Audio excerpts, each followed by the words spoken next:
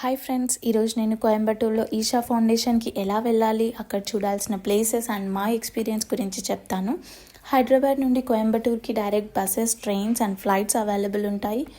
Bus అయితే 14 to 15 hours, train more than 20 hours and flight అయితే 1-2 hours reach అవుతారు.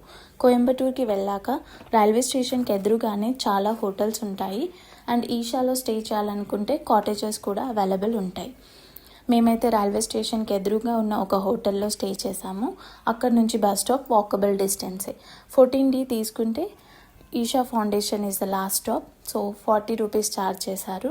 అక్కడికి వెళ్ళాక విలంగరి శివన్ టెంపుల్ అనేది 3 kilometers దూరంలో ఉంది. మేము ఆటో తీసుకొని 300 రూపీస్లో వెళ్ళొచ్చాము.